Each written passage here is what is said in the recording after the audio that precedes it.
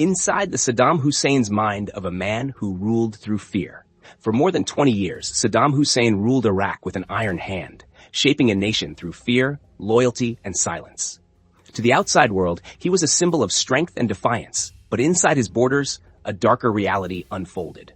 Behind the grand palaces and endless propaganda stood a regime built on control, surveillance, and unthinkable cruelty.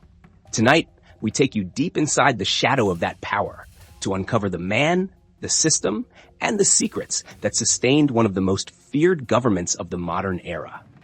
From his rise from poverty to the moment of his fall, this is the untold story of how ambition became tyranny.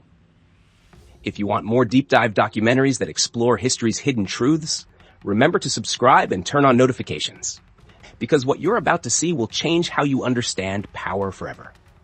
He was born in 1937 in the dusty village of Al-Auja near Tikrit. His father vanished before his birth. His stepfather's violence filled the void.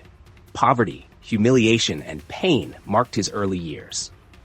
But young Saddam found a mentor, his uncle, Khairallah Tulfa, a nationalist who taught him that destiny belonged to those willing to take it by force. When he moved to Baghdad as a teenager, Saddam wasn't searching for education.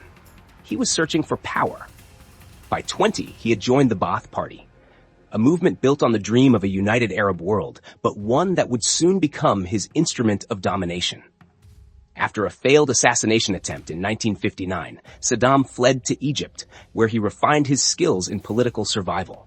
When he returned years later, Iraq was unstable, divided by coups and counter-coups. In 1968, the Ba'athists seized control, and Saddam, still young and ruthless, became the enforcer behind the throne. He didn't just rise through the ranks, he rewrote them. By 1979, he had pushed aside President Ahmed Hassan al-Bakr and claimed the top seat for himself. But his first act as president wasn't to celebrate, it was to purge. At a party meeting broadcast on live television, he read a list of names, one by one, colleagues, friends, even relatives, all accused of disloyalty. Guards dragged them away as others watched, trembling, knowing their own names could be next. That was the day Iraq learned that loyalty was not a choice, it was a sentence. Under Saddam's rule, fear became the language of the state. The air itself carried suspicion. Neighbors spied on neighbors. Teachers reported on students. Families whispered in locked rooms, afraid that the walls might listen. His secret police, the Mukhabarat, Amn al-Khas, and Amin al-Am, wove a web across the nation. Arrests could come at dawn or midnight. A careless joke, a foreign phone call, a wrong glance, any could mean disappearance. Torture was not hidden, it was institutionalized. Beatings, electrocution, and mutilation became tools of routine control. Abu Ghraib prison, long before the world knew its name, was already a place of nightmares. By the early 1980s, Saddam's power was absolute. But his ambitions reached beyond Iraq's borders. In 1980, he ordered his troops to invade Iran, believing the chaos of revolution across the border would make for an easy victory. What followed was not triumph, but one of the longest wars of the 20th century. For 8 years, the deserts ran with blood. Iran sent waves of volunteers. Iraq answered with bombs and gas. In the chaos of the Iran-Iraq war, Saddam unleashed chemical weapons on the battlefield. Agents like mustard gas and sarin, burning flesh, blinding soldiers, and killing thousands. When international outrage rose, it faded just as quickly. The world saw in Saddam a useful counterbalance to Iran's revolution, and so the horror continued, unpunished. When the war finally ended in 1988, it left 1 million dead and 2 nations shattered. But Saddam's thirst for control hadn't been quenched. That same year, he turned his weapons inward. His cousin, Ali Hassan al-Majid, later called Chemical Ali, led the Anfal campaign against Iraq's Kurdish population. Entire villages vanished. Men were lined up and executed. Women and children disappeared into prison camps.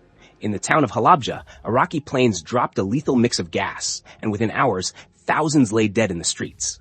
For years, the regime denied responsibility.